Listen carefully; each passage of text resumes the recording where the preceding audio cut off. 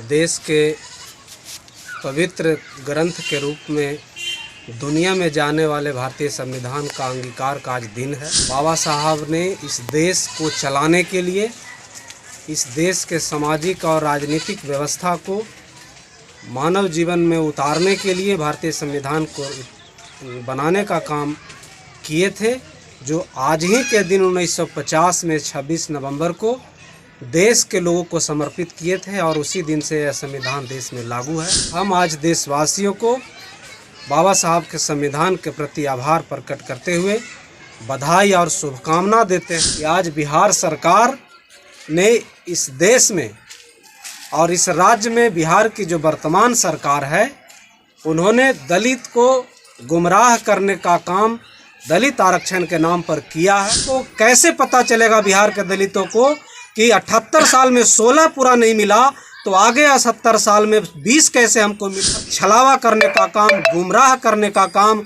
उसके vote bank को use करने का काम वर्तमान सरकार करना चाहती है। वो मनसा पूरा होने वाला नहीं है। बिहार के जनता महागठबंधन की सरकार की मनसा को बिहार का दलित समझ गया है। उनको किसी भी हालत में 24 और 25 में मौका मिलने नहीं।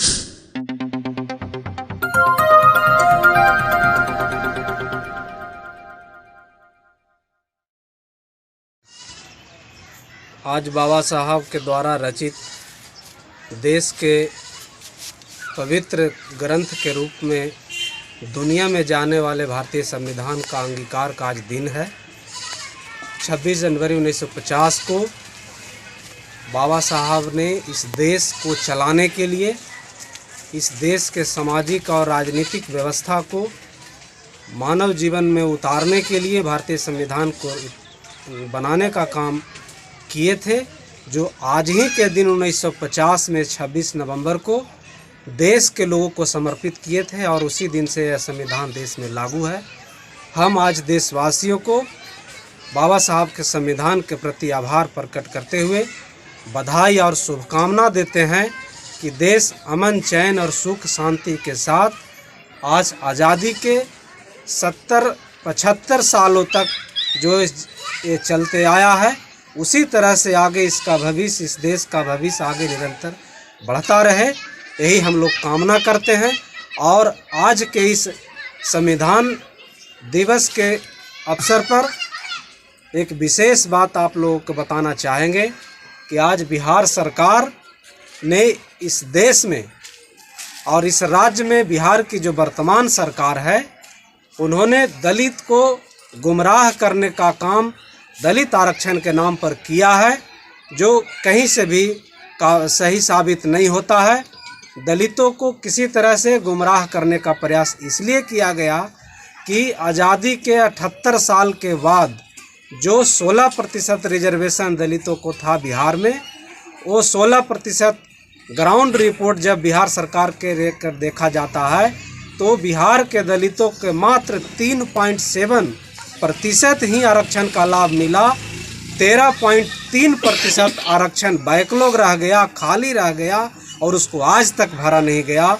ये सरकार समीक्षा न करके, इस बैकलॉग को भर करके नहीं करके, बिहार की वर्तमान सरकार जातीय आरक्षण ला करके और आरक्षण बढ़ोतरी करने का काम किया। इसका हम लोग बधाई देते हैं और आभार प्रकट करते हैं कि 50% का जो बैरियर आरक्षण का था उसको बढ़ा करके 70%, 75% किया। सभी दल के लोग उनको समर्थन किया, लेकिन उसमें कमियां थी जो हमारे पार्टी, हमारे नेता ने भी इस बात को उठाने का प्रयास किए, जिसके समय बिहार के मुख्यमंत्री ने उनको मुंह बंद करने का प्रयास किए, क्योंकि वो सपोर्ट में बोलना चाह रहे थे, उनकी बात पूरी कहने दिया जाता, लेकिन ऐसा नहीं कहने दिया गया। और उसी बात को आज हम लोग संविधान के दिवस के शुभ अवसर पर कहना चाहते हैं कि समीक्षा होनी चाहिए। हमको 20%, 16-4 20% आरक्षण, 4% आरक्षण हम लोग को बढ़ाया गया है। नया जातीय जनगणना के आधार पर हमको 4% रिजर्वेशन बढ़ाया गया, तो वो 20% रिजर्वेशन आगे हमको 50 साल में पूरी तरह से मिलेगा कि नहीं, इसकी समीक्षा के लिए जो नया संशोधन अधिनियम आया उसमें एक धारा लाने के प्रयास समीक्षा के रूप में जीतन राम मांझी चाहते थे, जिसको ब्रेक करने का काम नीतीश कुमार ने किए। ये बहुत गलत बात है।